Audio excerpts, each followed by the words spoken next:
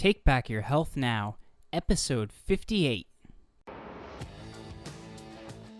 You're listening to the Take Back Your Health Now podcast, the show that interviews the top doctors, athletes, trainers, and entrepreneurs to help you find the holy grail of health. Now here's your host, Dr. Dan Margolin.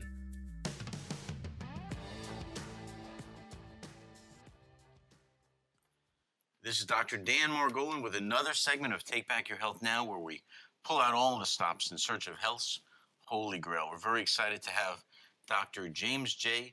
DiNicolantonio. He is a cardiovascular research scientist and doctor of pharmacy at St. Luke's Mid-America Heart Institute in Kansas City, Missouri.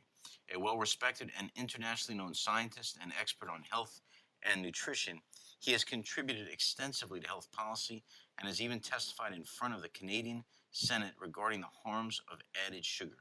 He serves as the associate editor of British Medical Journal's BMJ Open Heart, a journal published in partnership with the British Cardiovascular Society. He is the author and co-author of approximately 200 publications in the medical literature. His latest book, The Salt Fix, explores how eating more salt may actually save your life. Dr. James, how are you, sir?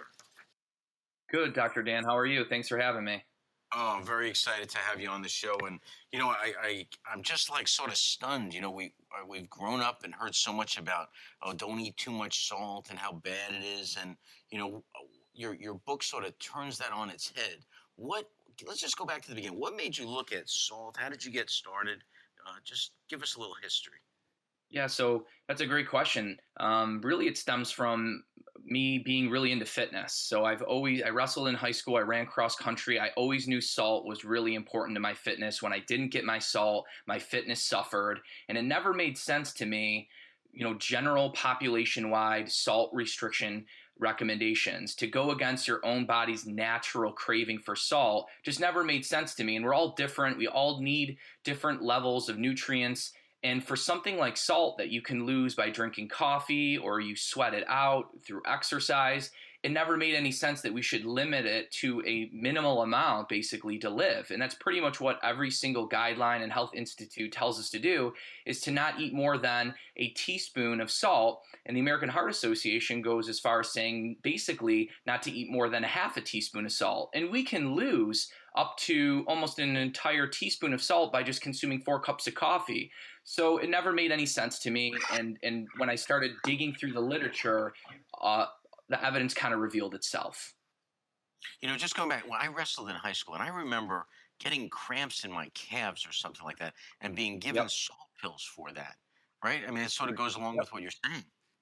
Yeah, no, I mean, back in the 1970s, the British soccer team, when they did I think it was the World Cup in Mexico, yeah, they use slow release salt tablets for their training and for the game. So, I mean, we've known about it. It's just that when the dietary goals came out in 1977 and basically shook the world, telling everyone, eat a high carb, low fat diet, cut saturated fat, salt was demonized at the same time. And that dogma has just carried over every 5 years since 1980 when the first dietary guidelines were published. Now, why would they do that? And on what research did they base that? That's a really good question. So, you know, in the book, The Salt Fix, that's the first question I wanted to answer. And so what it really stems from is 2 main experts, George Meneely and Harold Botterby, and they published a review paper a year before those dietary goals came out. So they were some of the leading experts at the time that were sought after by George McGovern's Senate Select Committee, who were tasked with writing these dietary goals. And actually, I found that paper from 1976, and what the authors actually said, it was just a hypothesis. They never said there was any proof to it. And there was some nuances. They said that really you only had to watch your salt intake if you ate a low amount of potassium and if you were genetically susceptible to salt's blood pressure raising effects. But those nuances were lost in translation. And when the 1977 dietary goals came out, they recommended all Americans consume no more than 1,200 milligrams of sodium, which is 3 grams of salt. Wow, so they actually misinterpreted what was written. Yeah. Exactly. They kind of got rid of all the nuance and just did this blanket statement of population-wide salt restriction And that's really never what the evidence revealed. And how, like, okay, so they misinterpret this study, and then they put it out, and how is it never questioned? I mean, this is 50 years later or 40 years later. Yeah, Nobody's 40 ever years later. questioned. No. Well, the thing is the salt wars, I cover the salt wars, believe it or not, in the Salt Fix. And it Okay. goes back to 1904 when two French scientists invented the salt blood pressure hypothesis named Ambard and Beaujard. And basically 3 years later, a doctor was arguing with them that there was no evidence. So it's been over 100 years of debate. And it's salt is an essential nutrient. We've never demonized an essential nutrient before. Saturated fat, not an essential nutrient. Cholesterol, not necessarily an essential nutrient. And so when Right. we took it that step and we went that far, that's when I was compelled to write the book and say, we've had it wrong for all these years, and there's been a debate for over 100 years, and I need to set the record straight with this book. Wow, that's powerful, man. You're not kidding around. You're going to take it on, huh? Yep, take it on. That's right. Wow. Well, let me ask you. I've heard things like I heard that they back in the 1930s they deliberately took the iodine out of salts and things like that. Is that true? Do you cover that at all in the book? So I do cover iodine, and in fact, they did realize that a lot of people who were getting goiters at the time was due to lack of iodine. So actually, one of the biggest successes was adding iodine to salt. The problem is now you have low salt advice that conflicts with getting people enough iodine. And therein lies one of the problems and one of the unintended consequences of salt restriction is that if you're not getting ample amounts of iodine in your diet, what happens when you cut the salt out? Well, you're cutting the iodine out of your diet, and that can lead to hypothyroidism. Your metabolism can suffer from that, and you can put on the pounds simply because you're not getting enough iodine because you're cutting your salt intake. And I go into all the healthy salts and which salts have iodine in the book. Wow, that is just it's just to me it's so shocking because it seems like this is a basic fundamental that I've grown up with. If I have high blood pressure, so it was always like, you know what, just make sure you don't put salt on anything. Is any of that true? Yeah, so no, it's not true. And in fact, when you look at the studies, if you look at someone with normal blood pressure, 80% of those people are not going to have a reduction in blood pressure when they cut their salt intake. And in fact, there's called these reverse responders. And 15% of people with normal blood pressure are a reverse responder, which means they actually have a significant increase in blood pressure. So when you look at the 15% and then you look at the other 67% who don't get any reduction in blood pressure, but all of those people get a significant increase in heart rate. So when you actually look at blood pressure and heart rate combined, you're harming 80% of people with normal blood pressure for possibly benefiting 20%. So even when you look at blood pressure, it makes no sense. And even if you look at hypertensives, where we see the most benefit, or the supposedly most benefit with salt restriction, only 45% of hypertensives are even going to have a reduction in blood pressure. And they're still going to get an increase in heart rate, which may offset those blood pressure lowering benefits. And clinical studies, if you look at other effects of salt besides blood pressure in hypertensive people, it's been shown that low salt actually increases platelet activation, which obviously is not what we want because that can precipitate a heart attack, and it increases blood viscosity by depleting blood volume. So, and it also raises the fat storing hormone insulin, and it increases triglycerides, and it raises LDL, the bad cholesterol, it lowers HDL, the good cholesterol. So when you add up all these harmful effects, it's completely outweighing any small benefit that you might see with a reduction in blood pressure. When you tell this to doctors or when you meet your colleagues, what kind of reaction have you gotten? So people that have actually read my work, that have read the studies that I published in the medical literature and look through the references and read the compelling arguments that I make, they are 100% shifting sides. It's the people that have not fully looked at the evidence and had open ears to the other opposing side and actually had an open mind to that argument that are still just saying, nope, it's all about blood pressure. We are going to fall at the feet of one surrogate marker and we're just going to sweep all of the other surrogate markers under the rug because for some reason blood pressure is more important than heart rate, more important than the stiffening of arteries, more important than activation in artery stiffening hormones like renin, angiotensin 2, and aldosterone, which happens when you cut your salt intake. And for some reason, they think it's more important than increases in noradrenaline and adrenaline, which are stress hormones that are only supposed to be activated during acute periods of stress, but they chronically increase when you cut your salt intake. Really? That so what's the effect of that on like kidneys as well? No, that's a really good question. So most doctors think that salt is harmful and stressful on the kidneys, and it's actually the complete opposite. So that was one thing that actually blew my mind when I was researching how the kidneys actually handle salt. Yeah. So the kidneys filter your blood, and the sodium and the chloride actually get filtered out of the body and have to be actively reabsorbed by the kidneys.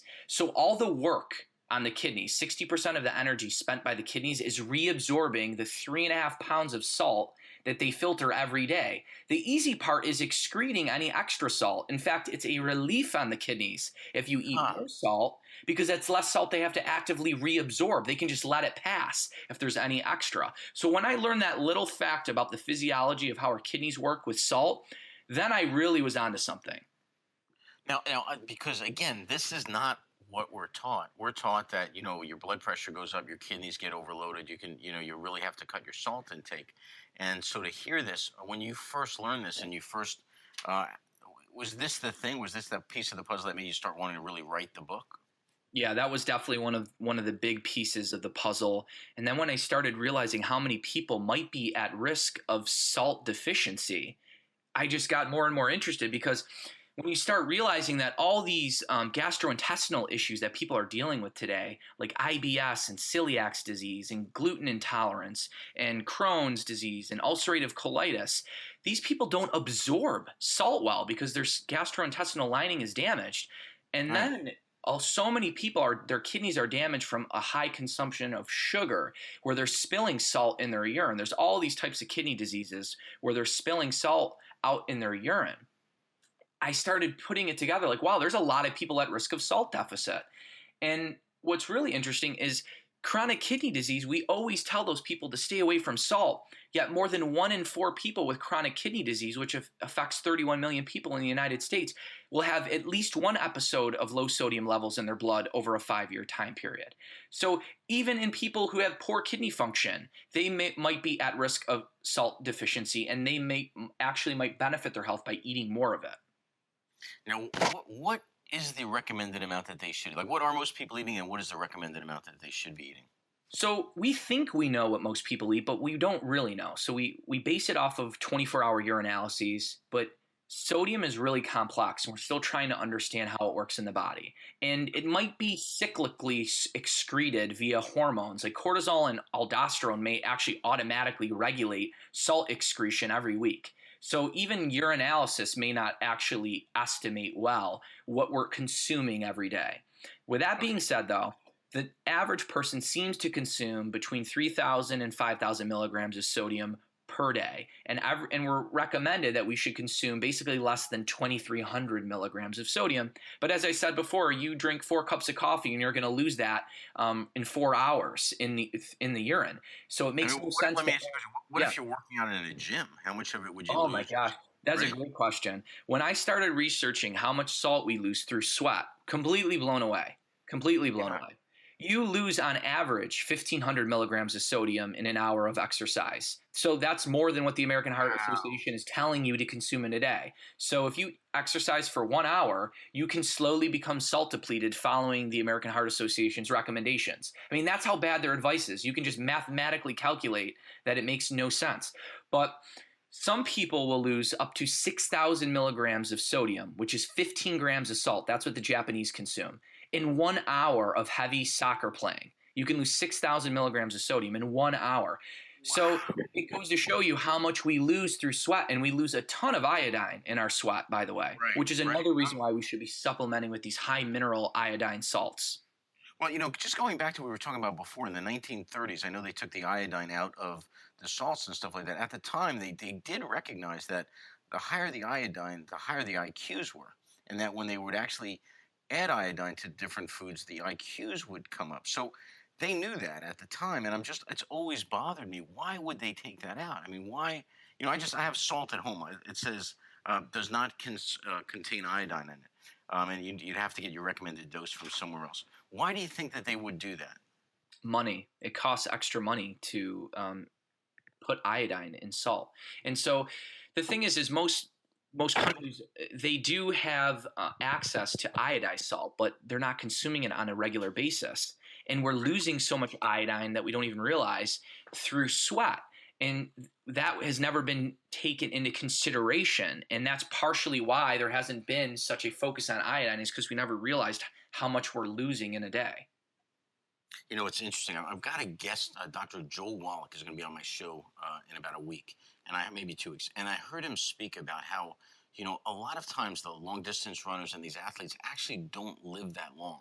And he said the reason is this, that they're depleting through sweat all of their salts and all of these kind of minerals and things like that are never really brought back in, and they don't recognize it because they're not including it in their diet.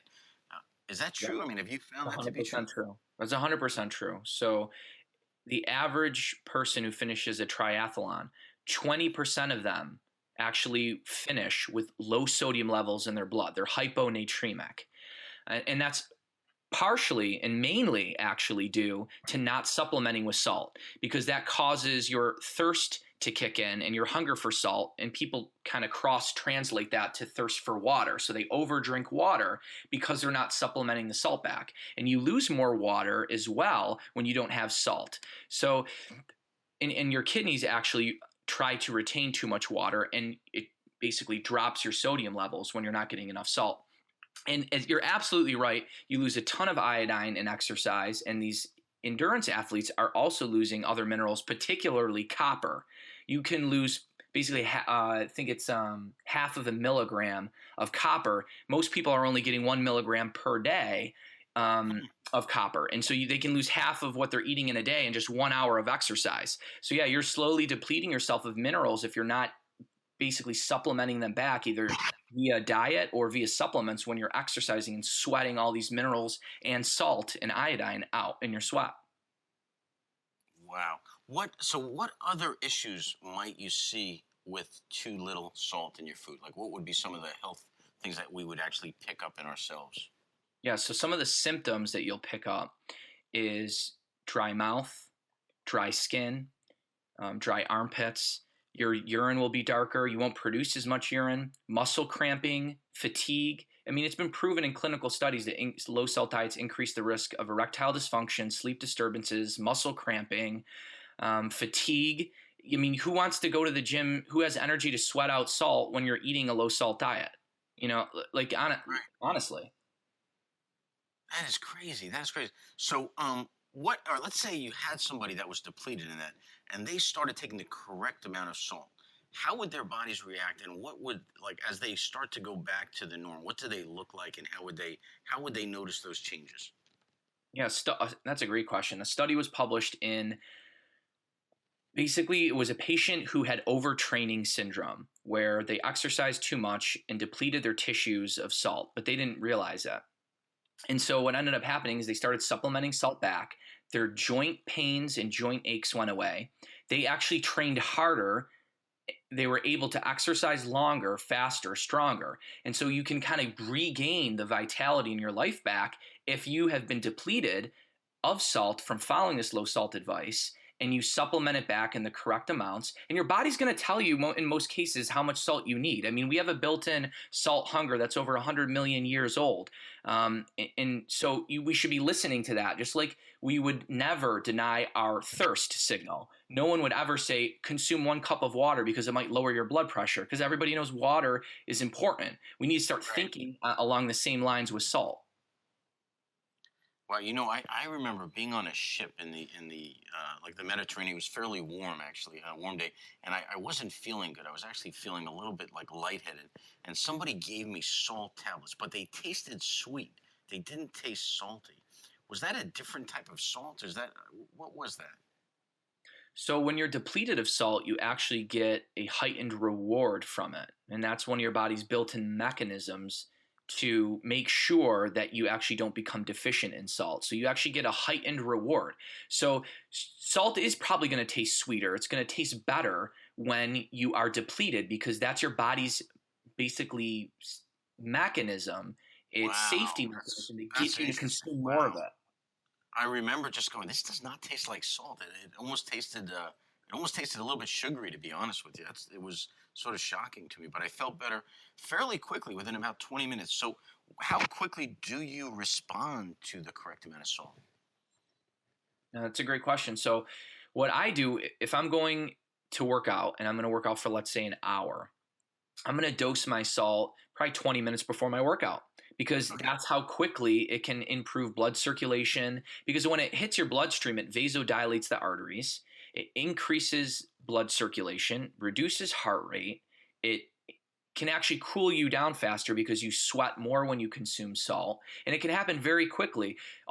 Within, like I said, within 20 minutes, you can gain those benefits. At least I gain those benefits when I dose Yeah. myself with salt before exercise. No, I'm just telling you, I felt that pretty immediately. It was actually pretty surprising. Well, so talk to us about sugar versus salt, because it seems like salt sort of got the short end of the stick on this whole deal. Why did sugar get so thrown into our foods and stuff? Yeah, that's a great question. So actually, most people don't realize that the salt fix actually covers a good amount of sugar too. So it's kind of how we blame the wrong white crystal. And basically, we blamed a lot of the harms that are due to sugar on salt. So, sugar is sort of like, it's like the yin and yang, salt versus sugar. It's like salt good, sugar bad, salt good, sugar evil. Like, honestly. And because in almost every system in your body, they have opposite effects. So salt actually lowers insulin levels and can help prevent insulin resistance, whereas sugar increases insulin levels, which is a fat storing hormone, and causes insulin resistance. Two white crystals look the same, have completely opposite effects on the body. And I mean, sugar, I've published, dozens of papers in the medical literature about the harms of sugar, and it just kind of wreaks havoc on every single tissue in your body. What would, if you were to say the greatest organ that was affected by sugar, what would that be? Well, I would say probably the intestines and the liver. So the intestines get hit hard, which most people don't understand, that intestinal inflammation, damage, even potentially Crohn's and ulcerative colitis may be due to the inflammation that is caused upon the intestinal cells when they metabolize sugar. It's just so inflammatory. And it hits, a lot of the dose hits the liver as well, causing fatty liver. So I would say those are the two organs that are probably hit the hardest. What foods, Doc? What foods should we avoid? What foods should we eat to sort of balance this whole thing out? Yeah, so I think you want to avoid processed foods and you want to eat real food. And you want a salt to taste if it doesn't have enough salt to it. I mean, back in evolutionary times, we would consume the entire animal, the salty blood, the salty interstitial fluid, the salty organs. We don't eat that stuff anymore. So if we're eating just a piece of muscle meat, we got to add the salt back. If we're eating spinach, my kids won't eat spinach unless there's salt on it. So I add that salt for them so they'll actually eat nuts, greens, vegetables and other bitter foods that are healthy that nobody wants to eat. Salt is your gateway to eating healthy, and it's your gateway to exercise. I mean, what's better than that? It's your natural tool to do both. So you're saying that if you put salt on some of these foods that the kids would normally not eat, they actually like them better? Yeah, 100%. My kids will not eat nuts unless there's salt on it. What a great idea! What a great idea! That's sort of all of the stuff that you're saying to me. I mean, it makes total sense, and I'm just sort of surprised that I have never really heard this before. I've heard it from different individuals. Like I said, I've been different places where I wasn't feeling good, and somebody just gave me salt, and I'm thinking, I don't know, salt, but you understood. Listen, I'm dehydrated a little bit, and it worked. But in my daily life, I was always sort of taught to just limit the salt, limit the foods that had the salt in it. Now, are you also talking about table salt? I mean, when you're adding salt, where are you getting the salt from? What is the best type of salt to use? Yeah, it's a great question. So in my book, I definitely have my number one recommended salt. But what I'm talking about is not necessarily table salt, it's not bad. I mean, it's better than nothing. I'd rather eat table salt than not eat enough salt because of all the harmful effects that we just kind of discussed. But What I prefer to do is to eat a high mineral sea salt, in particular sea salts that are from ancient dried up oceans. Because if you get a mineral salt from a modern day ocean, you are getting modern day pollution. You are getting microplastics in that salt, and not to say that that's going to be completely harmful, but I'm kind of that type A personality that if I'm going to do something, I want to do it to The right way. the T, the right way. You got it. So I try to grab salts that are less contaminated, that have a good amount of iodine in them, and that have good amount of minerals. I don't know if I'm going to give away my number one recommended salt. I will say though that probably the best salt that out of the more, let's say, common salts that are consumed, I would say Himalayan probably is, because Himalayan is one of the only ones that actually has iodine in it, but Okay. it's just not very consistent. Some sources tell you it's less than 100 micrograms of iodine per 10 grams of salt. Other sources tell you 250 micrograms. So it's kind of a hit or miss. And But what should it be? well, you want it to be consistent, right? Less than 100 micrograms, that could be 1 microgram, that could be 99. But you would love it to be close to 100 to 150 per 10 grams of salt, because then it's going to give you close to what the recommended amount is per day, which is 150 micrograms in most people. Although pregnant women and nursing women need like 200 to 250 micrograms. So you're trying to hit that 100 to 200 micrograms of iodine per 10 grams of salt, because that way it's covering your needs for the day. But Celtic sea salt's kind of interesting because that is the salt that has the highest magnesium in it. So there are different salts for different people. If people aren't getting enough magnesium in their diet, Celtic sea salt may help them get that added magnesium that they're missing. What would be the best way for someone to determine whether they are getting enough magnesium or iodine in their diet?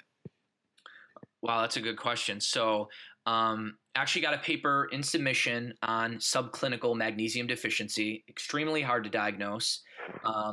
Definitely can't just go off of blood levels, because most of your magnesium is within the cell.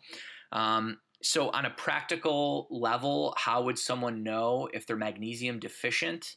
Right. Well, magnesium regulates potassium and calcium, and in general, potassium levels go down first before magnesium. So if you have a low potassium level, that may actually indicate magnesium deficiency. So that's kind of interesting that people who are suffering from low potassium levels may actually be magnesium deficient. Wow, There's that other is ways too, like you can look at how much is coming out in your urine. If your kidneys are holding on to magnesium and it's barely coming out, that's an indication that you're magnesium deficient. There's a bunch of other ways too, but that kind of requires a lab and some more advanced testing. Okay. Well, Doc, let me ask you, one of the questions I pose to my guests is what they consider to be the holy grail of health. So I'm going to pose that question to you. What would you consider to be the holy grail of health? It's really simple, Dr. Dan. Eat real food and salt to taste. And salt to taste. Wow. I love it. I love it. Dr. James DiNicolantonio, how would people that want to get in touch with you, want to read your book, how would they do so? Yeah, so people, they can order the Salt Fix off of my website, which is thesaltfix.com. There's a bunch of links to order the book. They can get in touch with me on Twitter at Dr. James DiNic, DINIC, or they can find me on Facebook under James DiNicolantonio. So yeah, and I stay pretty active on social media. I love helping people out. I love giving them just general information on health. Certainly can't give personal recommendations, but I normally am pretty good about giving them the information that they need to help them and set them on a better path to better optimal health. Dr. James, what an instructive interview. I mean, it's really information that I just have not heard anyplace else, and I greatly, greatly appreciate you being on the show. Thanks so much for having me. This episode is sponsored by New Jersey Foot and Ankle Center in Oradell, New Jersey.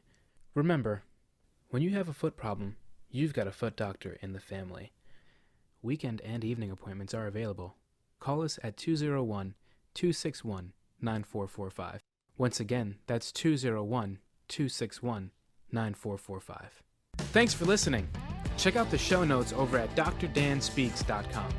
If you're loving the show, head over to iTunes and leave us a review, and we'll catch you next time.